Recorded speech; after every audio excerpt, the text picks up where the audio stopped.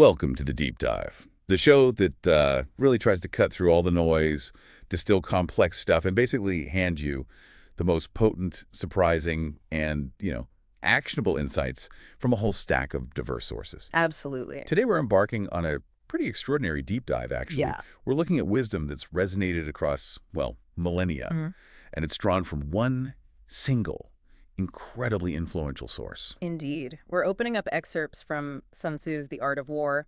Specifically, we're focusing on insights from the unabridged audiobook transcript provided by Red Frost Motivation. Right.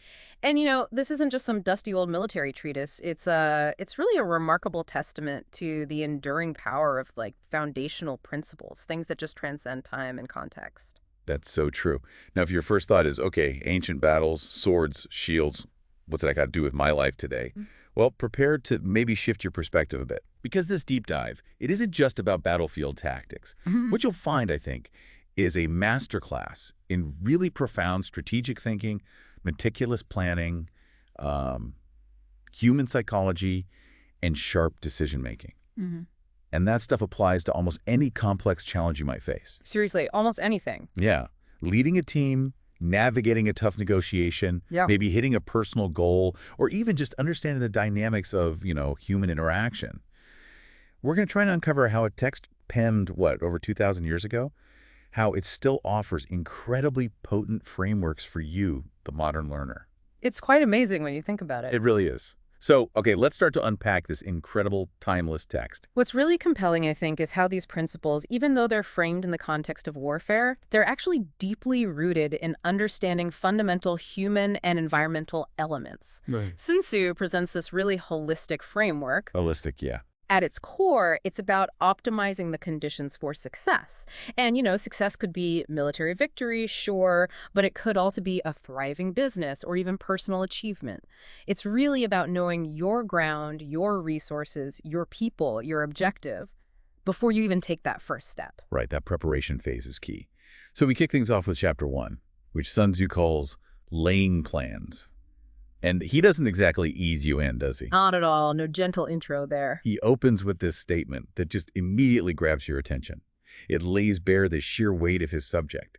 He declares, and I'm quoting here, "The art of war is of vital importance to the state. It is a matter of life and death, a road either to safety or to ruin."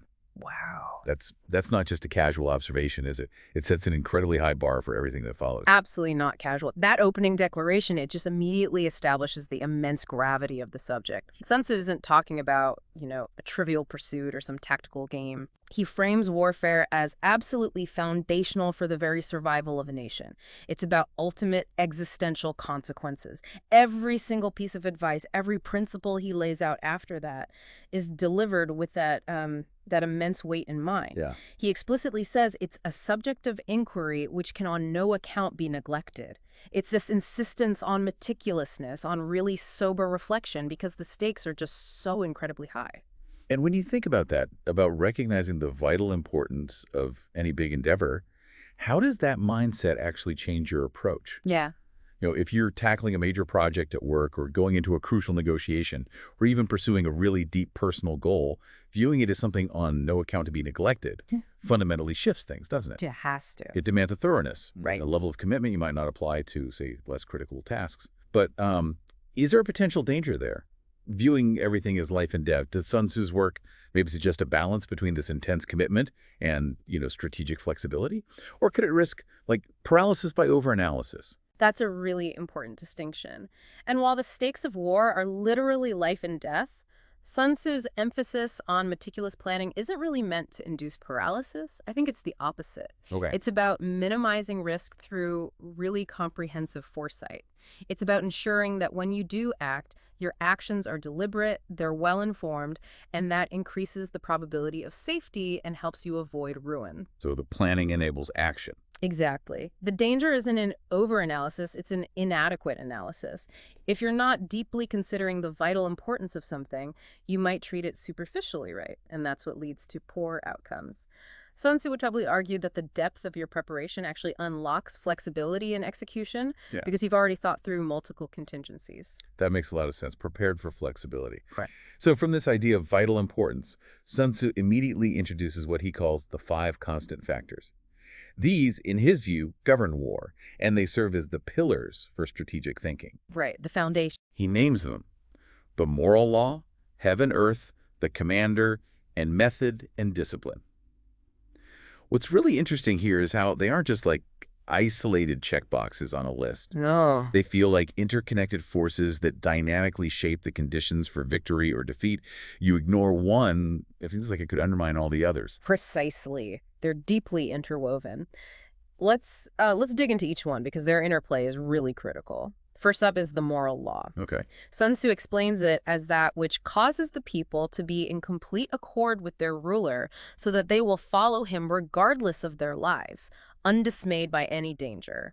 Now, this goes way beyond just blind obedience. Yeah, it sounds deeper than that. It is. It's about a profound, unified purpose, a shared conviction. Uh-huh. It's about deep trust and loyalty between the people and their leadership. Yeah. You know, in a modern company, this translates pretty directly to shared vision, employee engagement, a culture where everyone feels like they're part of something bigger than themselves. Right, that buy-in.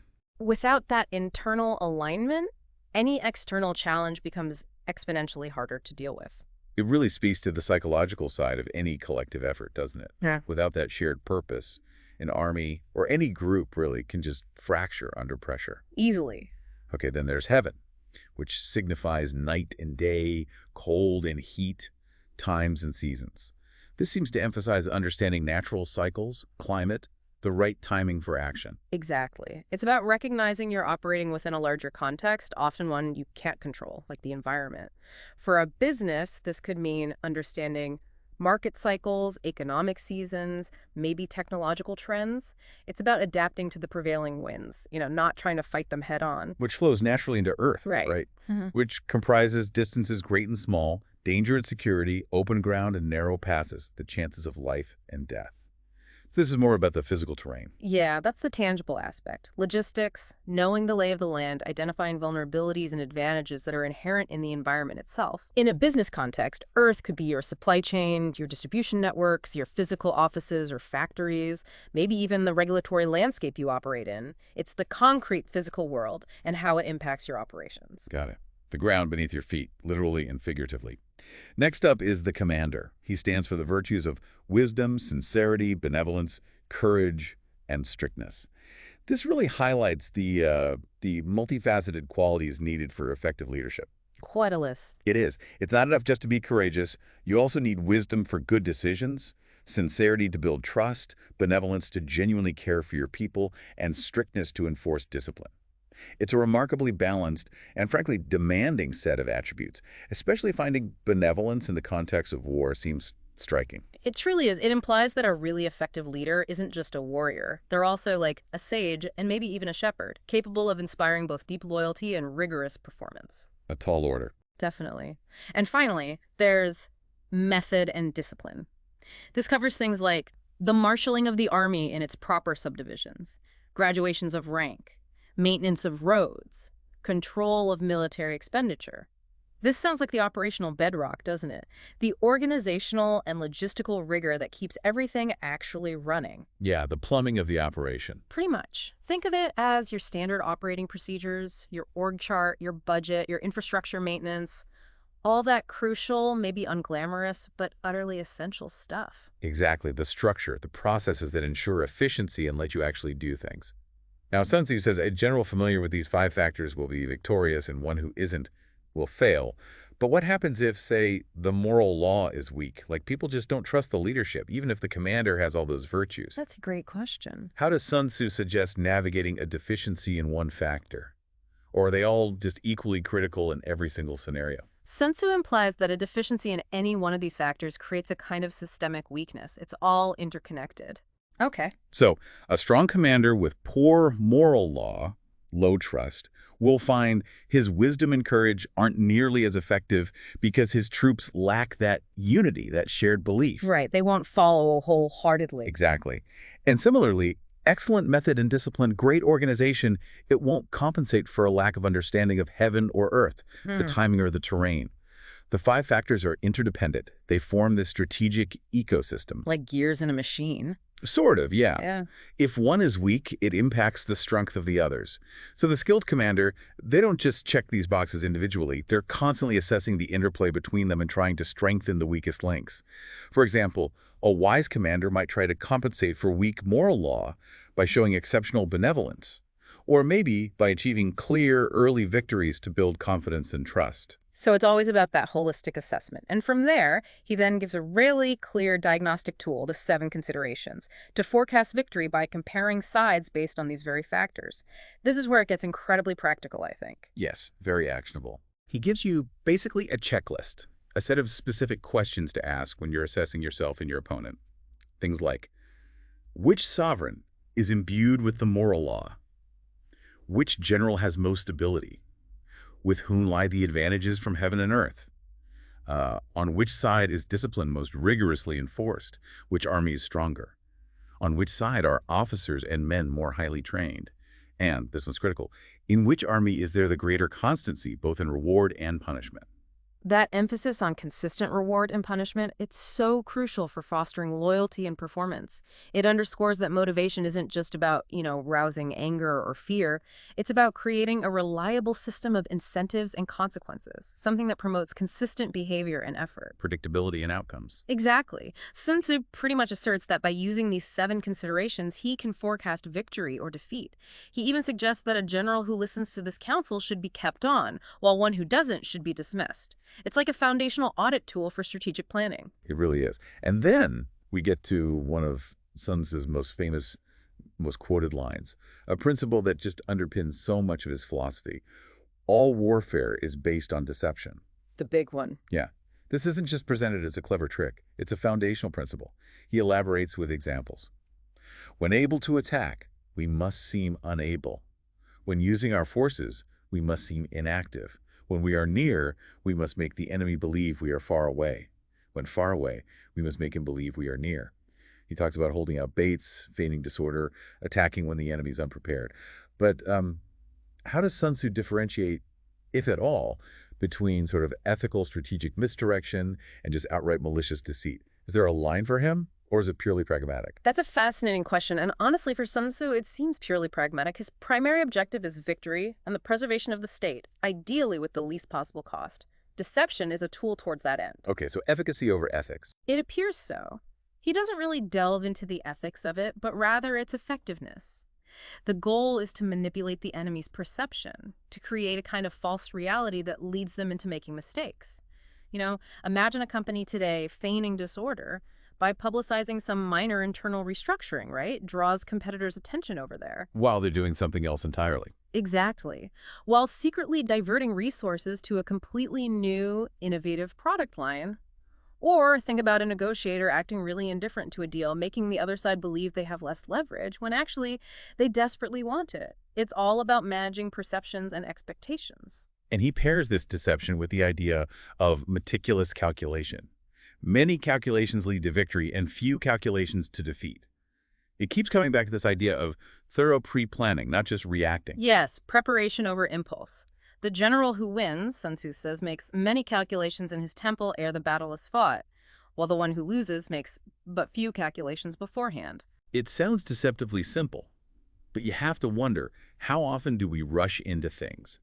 Whether it's a pitch meeting or a personal commitment, without that deep, thorough preparation and calculation. It's a constant theme. Foresight and preparation are absolutely paramount. Sun Tzu's temple calculations are really a metaphor for exhaustive strategic planning long before any confrontation happens. It's about running simulations in your mind, anticipating contingencies, accounting for variables. He's essentially advocating for a rigorous risk assessment and scenario planning process, centuries ahead of his time. Totally. Okay, so from the meticulous planning in Chapter 1, Sun Tzu then shifts gears pretty dramatically in Chapter 2, titled Waging War. Here, he really zeroes in on the harsh realities, particularly the immense cost of military campaigns. Yeah, the sticker shock chapter. Right. He puts a specific number on it, saying that for an army of 100,000 men, the daily expenditure will be 1,000 ounces of silver per day. And this isn't just for soldiers' pay or weapons. It includes everything from, entertainment of guests to small items such as glue and paint. 1,000 ounces of silver a day? That's an enormous sum, especially thinking about ancient times. To give some context, a single ounce of silver could buy a significant amount of grain or other essentials.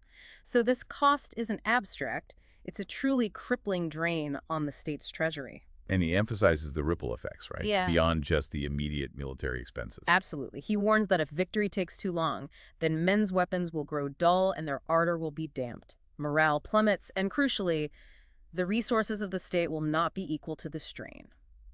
This exhaustion, he says, leads to other chieftains taking advantage of your weakness, seeing you're stretched thin and striking. What's really surprising, almost counterintuitive given how we sometimes think about warfare, is his blunt statement.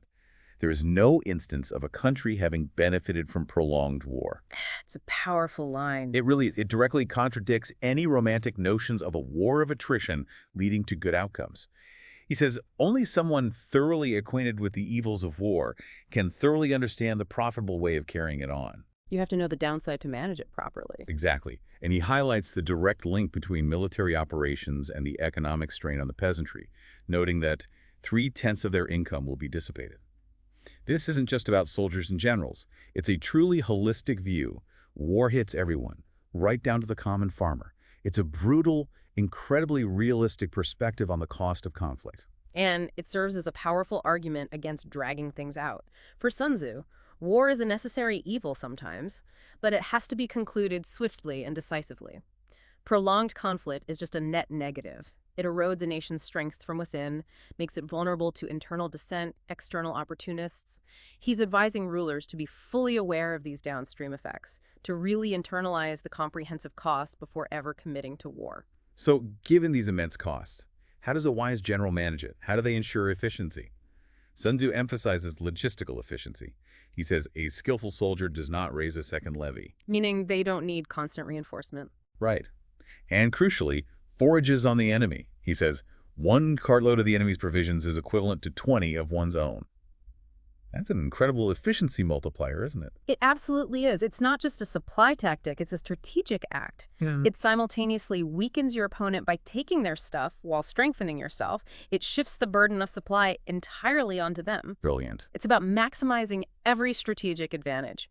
He also talks about soldier morale, stating that in order to kill the enemy, our men must be roused to anger, tapping into those primal emotions, but also vitally, that there may be advantage from defeating the enemy, they must have their rewards. Incentives matter. Big time. And this extends even to kindly treating captured soldiers. He advises using the conquered foe to augment one's own strength. It's about pure pragmatism, not vengeance, seeing every resource, even former enemies, as a potential asset to help you win faster and more efficiently. So it's not just about winning, it's about efficient winning and sustaining that victory. The ultimate goal, he stresses, is victory, not lengthy campaigns.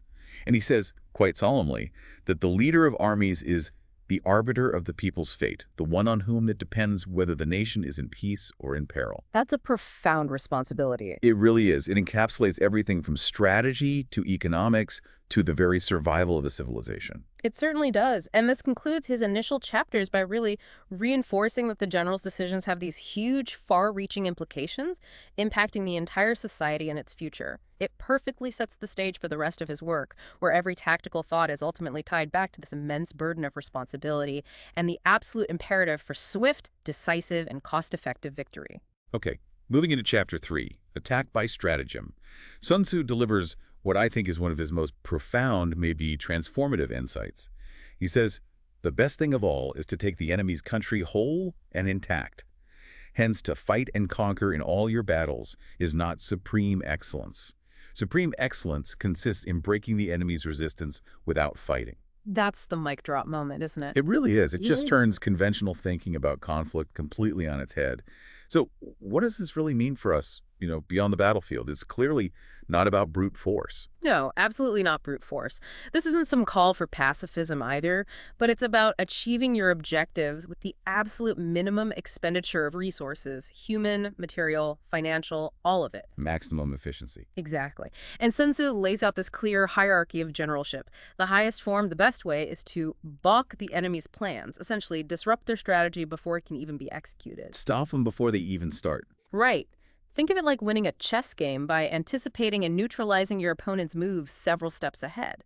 You make their strategy completely untenable before they can even make a meaningful play. That implies incredible foresight, understanding their long-term goals. Deep foresight, yeah. The next best, he says, is to prevent the junction of the enemy's forces. Stop them from uniting their strength or consolidating their resources. This is about creating friction, isolating parts of their power base. Keep them divided. Mm-hmm. After that, attack the enemy's army in the field. That's your traditional pitched battle, which, he sees as less than ideal. And the worst policy of all, in his view, besiege walled cities. He really hammers home the cost and futility of sieges, doesn't he? Oh, absolutely. He mentions it takes 3 whole months just for preparations. Yeah. Like building those big protective shields, mantlets, and movable shelters like siege towers. Then another 3 months more just for piling up mounds against the walls to try and breach them. 6 months just getting ready. Exactly. And the human cost is horrific. 1/3 of his men are slain with the town still untaken. That just sounds like a recipe for absolute disaster and resource drain. It is. He's teaching efficiency and strategic elegance, really. A skilled leader, according to Sun Tzu, subdues the enemy's troops without any fighting, captures their cities without laying siege to them, and overthrows their kingdom without lengthy operations. The ultimate goal is triumph without losing a man. That's the pinnacle of attacking by stratagem. Wow. It's about psychological victory. Undermining morale, undermining the will to resist rather than just physical conquest. Imagine a competitor choosing to pull out of a market segment, not because you outproduced them, but because you brilliantly outmaneuvered their marketing or their supply chain. That's a great analogy. He also gives very specific guidelines for engagement based on numerical superiority, these force ratio. Yeah, the math bit. Yeah. He says if your forces are 10-1 against the enemy, surround him. If 5-1, attack him. If twice as numerous, divide your army into 2. If equally matched, okay, you can offer battle. But if you're slightly inferior, avoid the enemy. And if quite unequal in every way, you should flee. It's a very pragmatic calculus, isn't it? Totally. Knowing when to commit, when to hold back, when to just get out of there. These ratios offer a really practical understanding of when to engage, when to retreat, and how to scale your efforts based on the resources you actually have. The underlying principle seems to be that though an obstinate fight may be made by a small force, in the end, it must be captured by the larger force. Numbers eventually tell. It's a stark reminder that sheer numbers, when properly applied, often dictate the outcome. And this isn't just about military forces, right? It applies to resource allocation in any competitive situation. Yeah. Are you overcommitting to a market where you're just massively outnumbered by established players? Or are you being smart, choosing to avoid a direct fight you can't win, and instead looking for a different angle, a different approach? Which brings us neatly to the critical role of the general, the leader. Sun Tzu states, the general is the bulwark of the state. If the bulwark is complete at all points, the state will be strong. If the bulwark is defective, the state will be weak. It's this almost architectural metaphor for leadership. A structural support. Exactly. Right. But he also warns about the ruler's pitfalls. The way as a sovereign, the person at the very top can actually bring misfortune upon their own army through incompetence or just misguided interference. Yes, he identifies 3 specific ways a sovereign can effectively hobble their own army, as he puts it. First, commanding the army to advance or to retreat, being ignorant of the fact that it cannot obey. The armchair general problem. Totally. The ruler making decisions remotely, completely detached from the reality on the ground, leading to impossible orders that just demoralize and exhaust the troops. Second, attempting to govern an army in the same way as he administers a kingdom, which causes restlessness in the soldiers' minds. Different contexts need different rules. Exactly. An army needs different rules, different management principles than a civil bureaucracy. Applying that kind of bureaucratic rigidity to a dynamic, high-stakes military context, it just breeds resentment and inefficiency. And third, employing the officers of his army without discrimination through ignorance of the military principle of adaptation to circumstances, which shakes the confidence of the soldiers. So not putting the right people in the right roles or not trusting them. Precisely. It's about the importance of understanding the unique context, the dynamics of a situation, rather than just imposing some one-size-fits-all approach from above. It's really about trusting the expert on the ground. Those sound like absolutely timeless management errors, not just military ones. Yeah. Micromanagement, rigid rules for dynamic situations, failing to empower or trust your expert leaders. Unfortunately common, yes. And from this, he distills 5 absolute essentials for victory. And these feel incredibly universal. The first, he will win who knows when to fight and when not to fight. Knowing precisely when to act and when to hold back, that's just fundamental strategic wisdom, isn't it? Requires keen judgment, patience. Definitely. The second, he will win who knows how to handle both superior and inferior forces. This links back to those force ratios we just talked about, but it's more about the general's adaptability, their skill in maneuvering different strengths, whether through direct engagement or some clever indirect stratagem. Third, he will win whose army is animated by the same spirit throughout all its ranks. This echoes the moral law from Chapter 1, doesn't it? Emphasizing that unified purpose. If everyone's truly aligned, fighting for the same cause, that cohesion is a massive advantage, something even superior numbers might struggle against. That's psychological unity, yeah. Fourth, he will win who prepared himself, waits to take the enemy unprepared.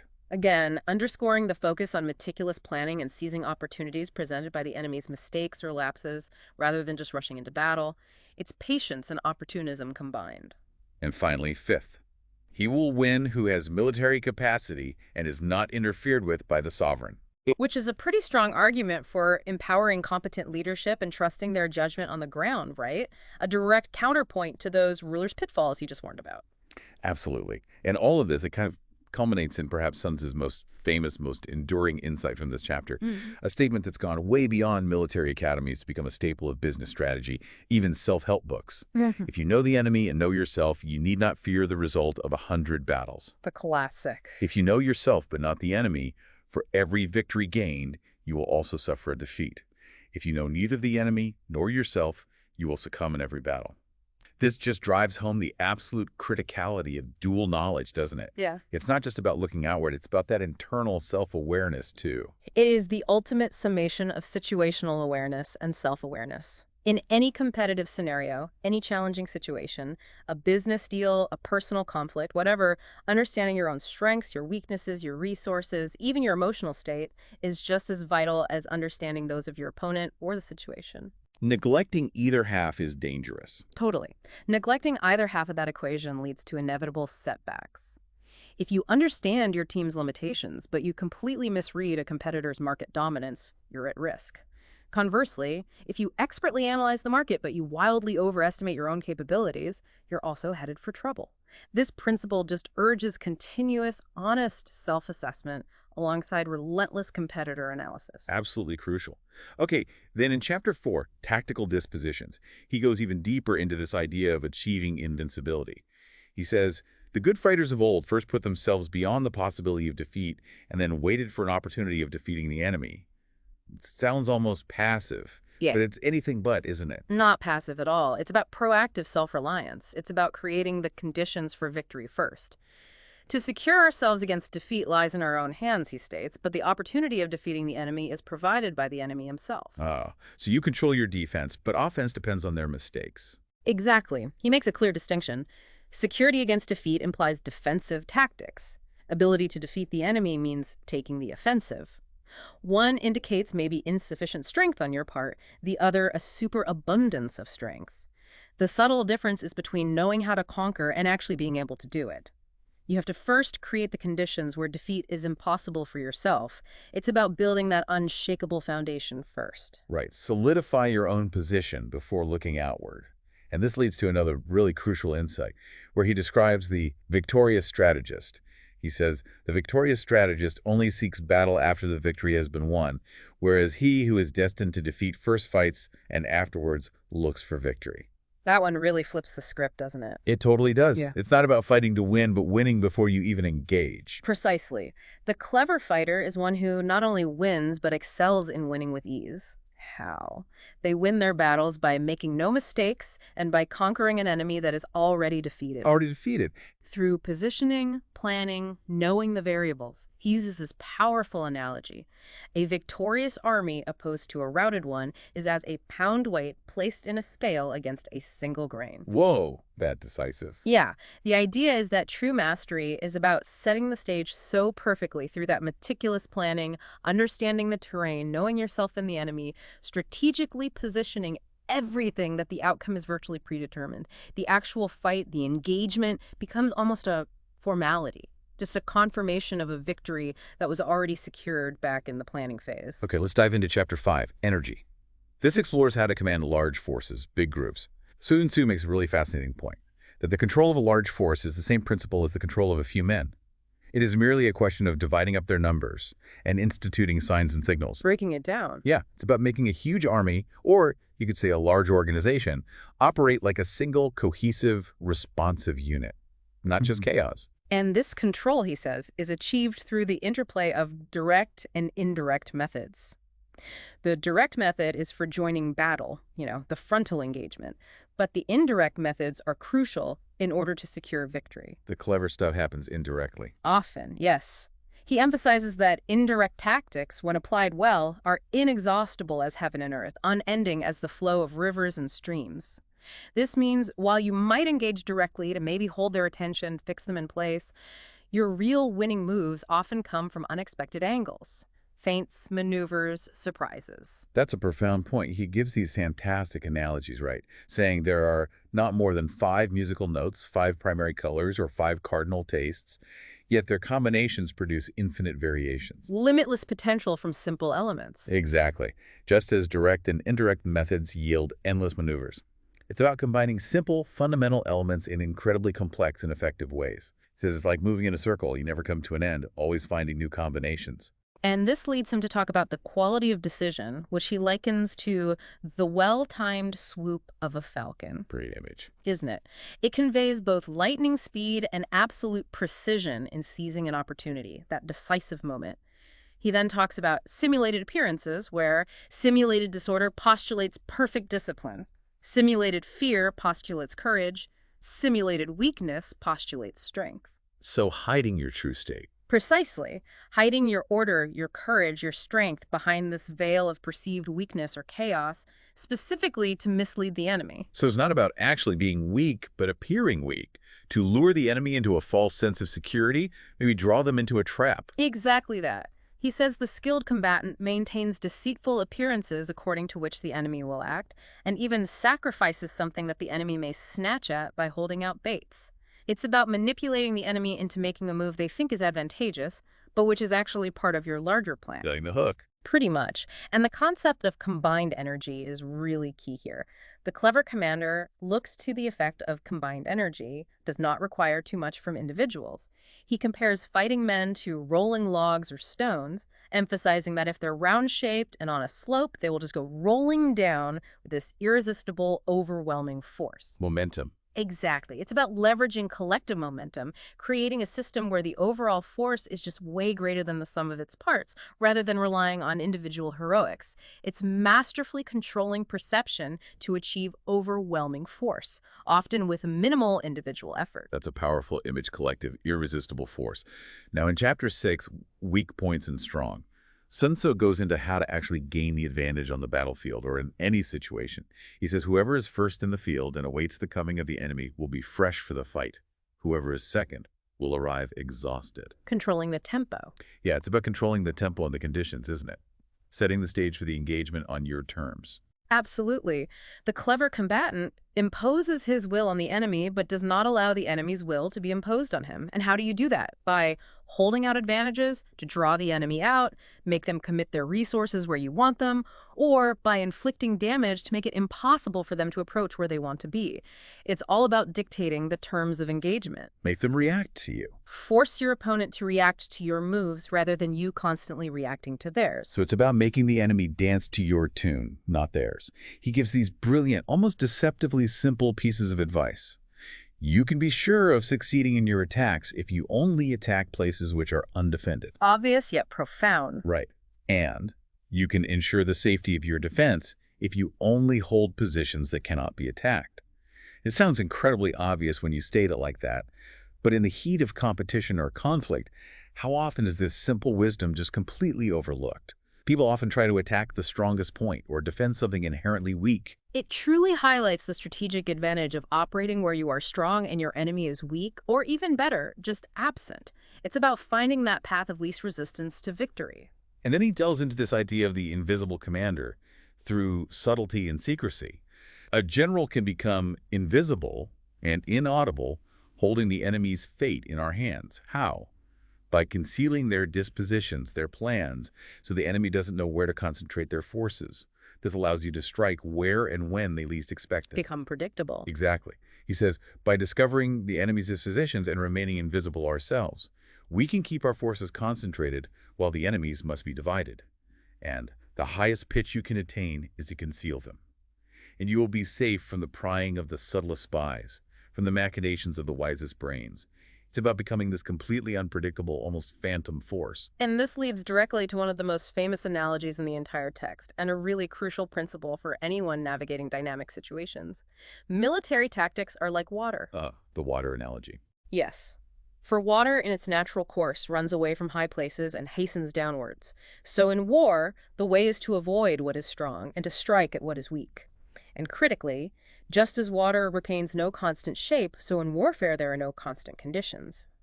The truly great commander, the heaven-born captain, as he calls them, is one who can modify tactics infinitely, just like water adapting to the contours of the land. This is such a profound concept, the power of flexibility, right? Recognizing opportune moments rather than rigidly sticking to a preset plan. It seems paramount.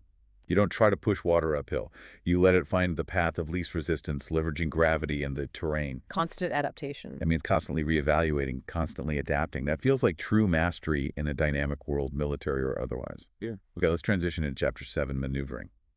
Sun Tzu discusses something interesting here, how the difficulty of tactical maneuvering consists in turning the devious into the direct and misfortune into gain. That sounds almost like strategic alchemy, like finding the advantage in a tough spot. It really is. He calls it the artifice of deviation. It could mean taking a long, roundabout route to actually reach the goal before the enemy, maybe by enticing them out of the way, or making them exhaust themselves chasing a ghost. Clever misdirection. But he also warns very clearly about the dangers of forced marches, giving these specific, quite sobering examples. If you march 100, that's roughly 30 miles, a huge distance for troops on foot back then, just to gain an advantage, you could actually lose the leaders of all 3 of your divisions. And maybe only 1/10 of your army even reaches the destination. Wow, the cost of speed. Yeah, the stronger men will push ahead, the exhausted ones fall behind, the force gets fragmented. It's a very precise illustration of the cost of overextension and just reckless speed without proper planning. That's a stark warning about pushing your forces, or maybe your team, too hard without understanding the terrain or the logistics involved. And he underscores that an army without its baggage train is lost. Without provisions, it is lost. Without basis of supply, it is lost. These are the absolute foundational needs. Can't forget the basics. No, it's a reminder that even the most brilliant strategy just crumbles without robust logistics supporting it. Indeed. And he stresses the essential knowledge for the march. To lead an army effectively, one must be familiar with the designs of our neighbors, understand the face of the country, its mountains, forests, pitfalls, marshes, everything, and crucially, make use of local guides. Ground truth matters. Absolutely. This highlights the importance of intelligence gathering and local expertise, not just relying on theoretical maps. It's about having feet on the ground, knowing the actual reality of the environment you're moving through. And he gives these incredible metaphors for how an army should move and appear. It's almost poetic. Let your rapidity be that of the wind, your compactness that of the forest. Beautiful imagery. In raiding and plundering, be like fire. Immovability is like a mountain. Let your plans be dark and impenetrable as night, and when you move, fall like a thunderbolt. This isn't just about speed, is it? It's about the appropriate quality of movement and presence for the situation. Exactly. It's about dynamic adaptability. Choosing the right posture, the right energy for the situation. Are you being swift and dispersed like the wind, or solid and unmoving like a mountain? It's a masterclass in strategic presence. And he also emphasizes maintaining morale, doesn't he? Dividing spoils among the men, cutting up captured territory into allotments for them. Pragmatic incentives again. These ensure the soldiers' loyalty and motivation go beyond just basic duty. They have a stake in the success. Right.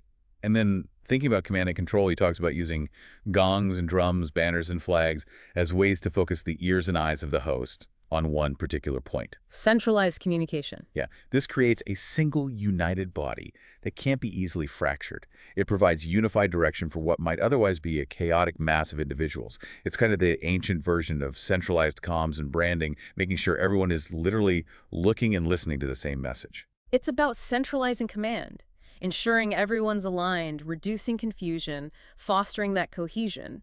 He also delves into the psychology of the soldier's spirit, noting it's keenest in the morning, By noonday, it has begun to flag, and in the evening, his mind is bent only on returning to camp. The daily energy cycle. Right. So a clever general avoids an army when their spirit is keen, but attacks it when it's sluggish and tired. This is what he calls the art of studying moods, recognizing the natural ebb and flow of human energy and morale. This is where it gets really deep into understanding human psychology. He lists these military axioms that highlight this. Not to advance uphill against the enemy, nor to oppose him when he comes downhill. Simple physics and fatigue, right? Makes sense? Do not pursue an enemy who simulates flight. That's probably a trap. Do not attack soldiers whose temper is keen. Their morale is high. They're ready. Do not swallow bait offered by the enemy. Recognize the deception. Do not interfere with an army that is returning home. Because they'll fight like demons to get back. Exactly. Highly motivated. And this one is profoundly insightful. When you surround an army, leave an outlet free. Do not press a desperate foe too hard. That one's brilliant. Why? Because a cornered animal, a desperate foe with no escape, will fight with unbelievable ferocity. They have nothing left to lose. Fight to the death. Right. But providing an escape route might actually encourage flight rather than a fight to the death. It allows you to potentially achieve victory with less direct conflict, fewer casualties on both sides. It's about manipulating their options and incentives. Fascinating. And he also introduces this critical concept of variation in tactics in Chapter 8. Okay. The general must understand the advantages that accompany variation of tactics. Adaptability again. Yeah, it means there are situations where roads must not be followed, armies which must not be attacked, towns which must be besieged, positions which must not be contested, commands of the sovereign which must not be obeyed. Whoa, that last one is bold. Incredibly bold, isn't it? Knowing when to actually defy direct orders from the highest authority if it's for the greater good of the mission. It implies a significant level of autonomy and trust placed in the general's judgment on the ground. It certainly does. It speaks to the general's need for autonomy and sound judgment, making the best call based on the immediate reality, even if it contradicts a higher command issued from afar, if circumstances truly demand it.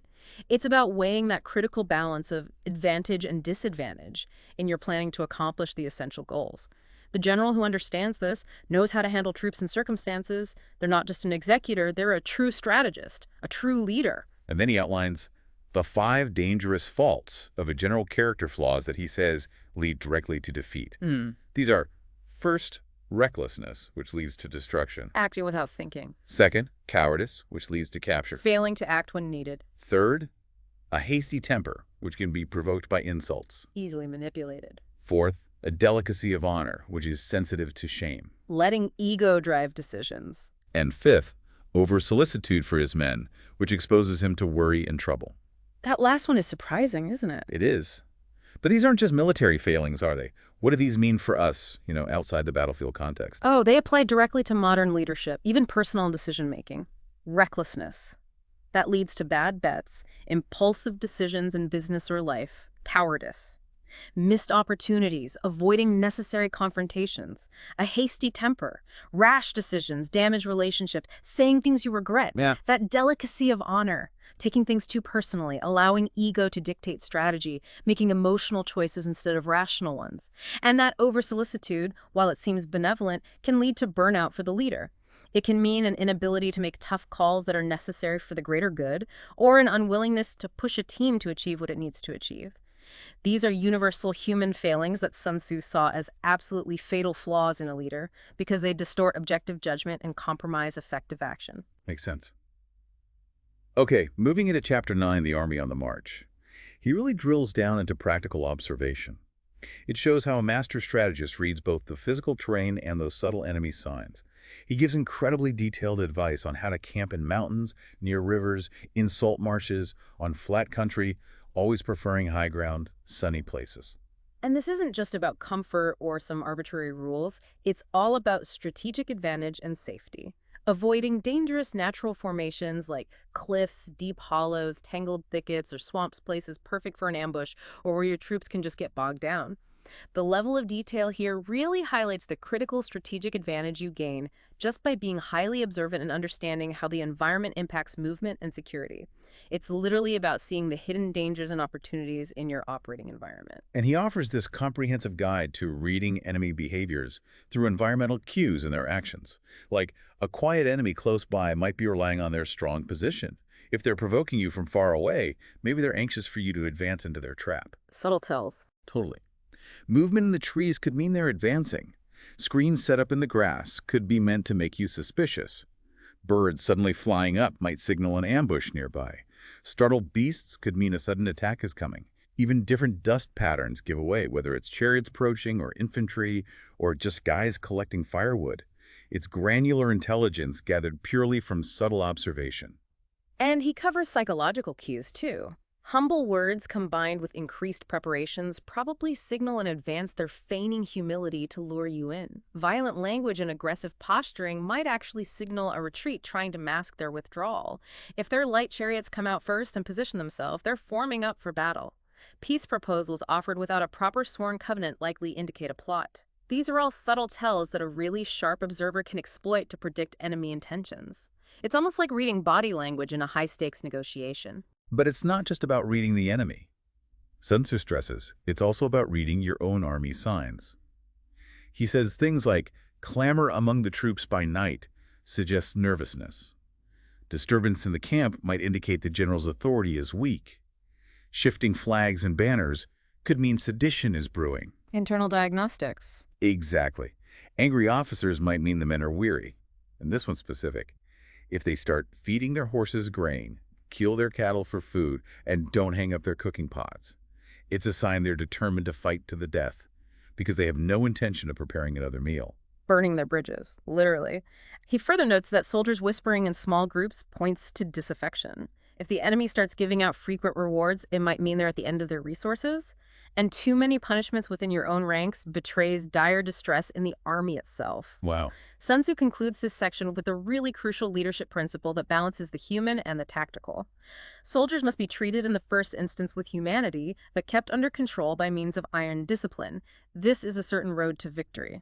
Humanity and discipline. Both. And if a general shows confidence in his men, but always insists on his orders being obeyed, the gain will be mutual.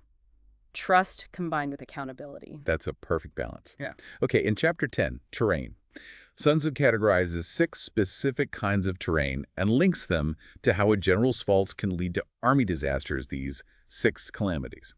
He names terrains like accessible, entangling, temporizing, narrow passes, precipitous heights, and great distance. For accessible ground, for instance, he says you want to be the first to occupy the raised, sunny spots, securing a dominant position. And for each type of terrain, he provides the appropriate tactic. For entangling ground, if the enemy is unprepared, you should sally forth, but if they're prepared, don't, because trying to retreat will be disastrous. For temporizing ground, where neither side gains much from moving first, it's better to retreat and try to entice the enemy out. Then he lists those 6 calamities that stem directly from a general's faults, not from external forces: flight, insubordination, collapse, ruin, disorganization, and rout. So internal failures cause external defeat. Pretty much. For example, flight happens when an inferior force is recklessly hurled against a much larger one. Insubordination comes from having strong common soldiers but weak officers, a breakdown in the command authority structure. And he emphasizes that the ideal general, the jewel of the kingdom, is one who advances without coveting fame and retreats without fearing disgrace, whose only thought is to protect his country. Selfless service. Yeah, it's about pure dedication, putting the well-being of the nation way above personal glory or avoiding personal shame. This whole section really underscores the critical importance of the commander's character and competence in determining the army's fate. It reaffirms that core idea. If you truly know heaven and know earth, understand the context, the timing, the terrain, your people, yourself, then you may make your victory complete. It's that comprehensive understanding of all the factors that ultimately leads to success. Now, in Chapter 11, the 9 situations, or sometimes called 9 varieties of ground, Sun Tzu offers an even more advanced classification of terrain. This time it's based purely on its strategic implications, and he gives precise tactics for each. He lists dispersive ground, facile, contentious, open, intersecting highways, serious, difficult, hemmed in, and desperate ground. Getting really specific now. Very. And for each, he has a direct instruction, like on dispersive ground, fight not, because your forces will just scatter near home. Or on hemmed-in ground, resort to stratagem. You need cleverness to escape. And on desperate ground, fight with everything you have, because there's simply no other option left. This just illustrates the immense adaptability required of a commander, right? The ability to instantly read the specific strategic nature of the ground you're on and apply the exact appropriate response. No hesitation. He also states a really crucial strategic principle here. The further you penetrate into a country, the greater will be the solidarity of your troops. That seems counterintuitive. Being deeper in enemy territory makes you stronger. Paradoxically, yes. Putting soldiers in deep, difficult positions, cutting off their easy retreat, can actually foster unity and resolve. It forces them to depend solely on each other and their commander. Their backs are against the wall, so they fight harder together. It's a calculated gamble, but one that can really galvanize a force. Which leads right into the general's masterful control, how a skilled leader inspires that ultimate dedication. He talks about throwing soldiers into positions whence there is no escape, to make them prefer death to flight, lose the sense of fear. That sounds almost ruthless in its psychological manipulation. It is about creating a specific psychological state where fighting becomes the only viable option, thus maximizing their effort and focus. The general, he says, acts like one who has climbed up a height and then kicks away the ladder behind him, burns his boats, and breaks his cooking pot. No turning back. Exactly. Removing all possibility of retreat forces absolute commitment, a single-minded focus on the objective ahead. He drives his men like a shepherd driving a flock of sheep. He drives his men this way and that. The leader's responsibility here is profound and, yes, almost ruthless in galvanizing a group towards a singular, often desperate goal, ensuring every last ounce of effort is committed. Let's unpack this a bit more, especially in the context of the warlike prince and sheer cunning. Sun Tzu says the generalship of such a prince shows itself in preventing the concentration of the enemy's forces. They carry out their own secret designs, keeping his antagonists in awe.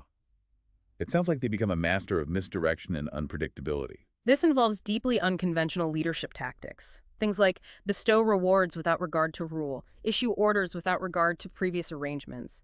It's about being unpredictable, not just to the enemy, but maybe even to one's own side to some degree, ensuring that no pattern can be easily discerned or exploited. Keep everyone guessing. And confronting reality head-on, but selectively. When the outlook is bright, bring it before their eyes, but tell them nothing when the situation is gloomy. This is about carefully managing morale and perception within your own ranks.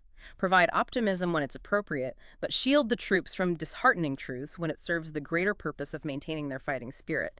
He even says, place your army in deadly peril and it will survive. Plunge it into desperate straits and it will come off in safety.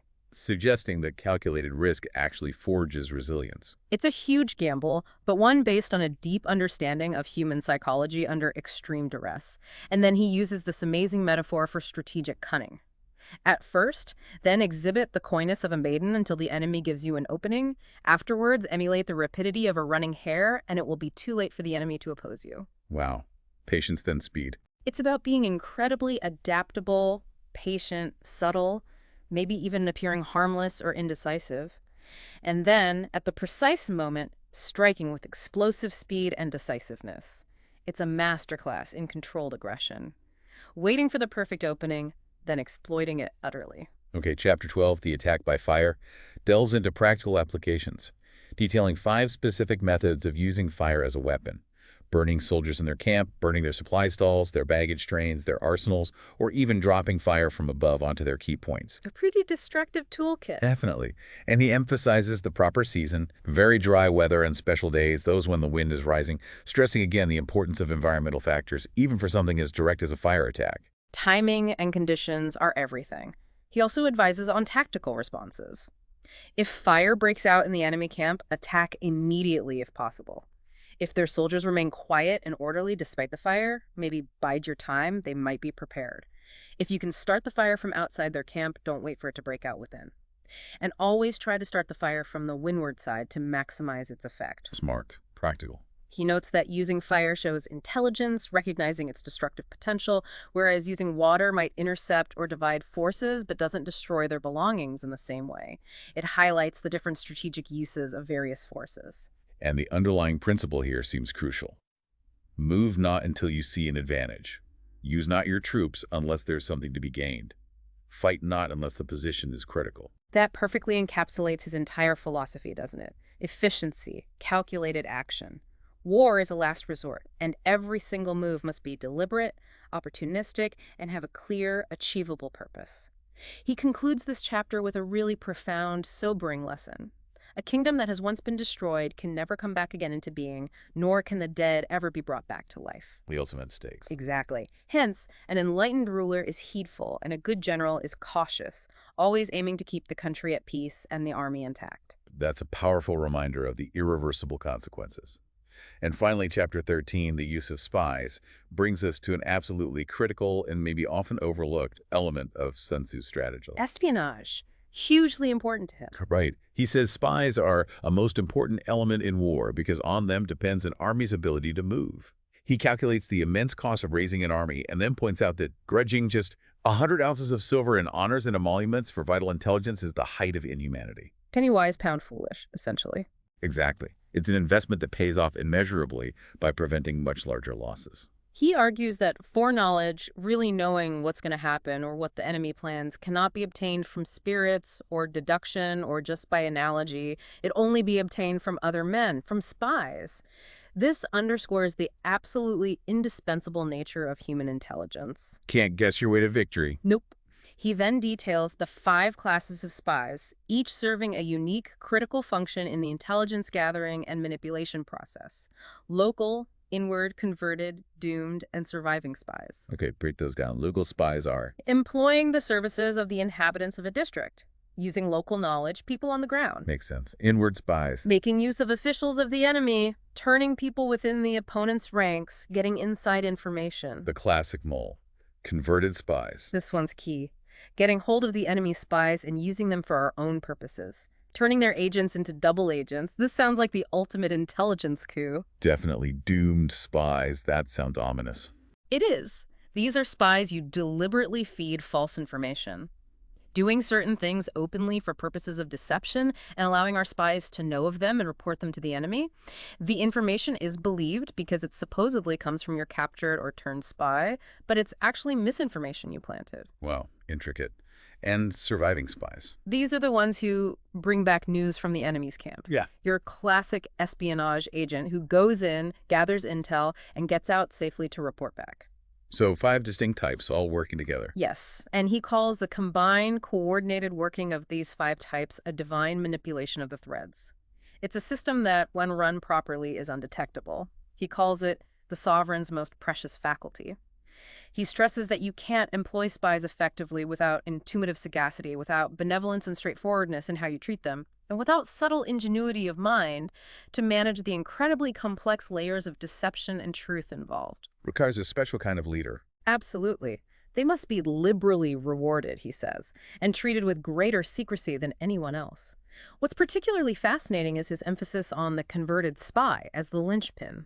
The double agent is often the source through which all other intelligence flows and can be verified, and they represent a huge point of weakness for the enemy. He even gives historical examples like Yi Qi and Lu Gala, figures apparently known back then for their strategic use of intelligence. It's truly mind-blowing how deeply he understood the layers of deception and the critical reliance on human intelligence. It really makes you appreciate the profound moral complexities involved, yet the absolute strategic necessity of espionage in his view. This isn't just about brute force at all. It's about information, manipulation, and winning the war of minds. It's the ultimate expression of that ideal. Winning without fighting. By controlling information, both what you gather and what you project, you can potentially dictate the conditions of the battlefield, maybe even the outcome, without ever striking a significant physical blow. It's all about that divine manipulation of the threads, those unseen forces that can decide a conflict long before the swords are even drawn. Hashtag outro. Yeah. Wow. Okay, what an incredible journey through Sun Tzu's The Art of War. We've really unpacked some profoundly timeless insights today, haven't we? Things that go far, far beyond simple military tactics. Absolutely. From understanding the absolute vital importance of any major undertaking to recognizing those 5 constant factors that govern success: moral law, heaven, earth, commander, method, and discipline. And the critical role of self-awareness, intimately knowing yourself and your enemy, that dual knowledge piece is just huge. And we saw that supreme excellence for Sun Tzu means breaking the enemy's resistance without fighting, understanding that true mastery is often about winning before the battle has even begun. We explored the dynamics of engagement too, how to command large forces using indirect methods, that concept of combined energy, and how tactical flexibility, being like water, is just paramount in any ever-changing circumstances. We also delved into the importance of reading the terrain, reading those subtle enemy signs, and the critical balance of humanity and iron discipline needed in effective leadership. And of course, we ended with the absolutely indispensable role of espionage, where foreknowledge and carefully orchestrated deception are presented as paramount. This really isn't just some ancient military text, is it? Not at all. It's more like a foundational framework for achieving success in virtually any field. Whether you're a CEO navigating competitive markets, a student prepping for a major exam, an athlete strategizing for a big game, or honestly, just trying to navigate complex personal situations. It's about cultivating strategic foresight, psychological insight, logistical common sense, and adaptable leadership, all rolled into one package. It teaches you to look beyond the obvious, doesn't it? To understand the underlying forces at play, and to act with precision, with patience, and with impeccable timing. Sun Tzu teaches that true victory often comes not from strength alone, but from this sort of invisible dance of deception, adaptation, and an unwavering commitment to knowing yourself and your opponent or your situation. So maybe as you think about the challenges you're facing right now, ask yourself, what battles in your life might be won not necessarily by fighting harder, but maybe by applying a bit more cunning, more meticulous planning, or simply by understanding the terrain, the timing, and the human element just a little bit better? How could that ancient wisdom maybe transform your next endeavor? Something to think about. A fantastic deep dive.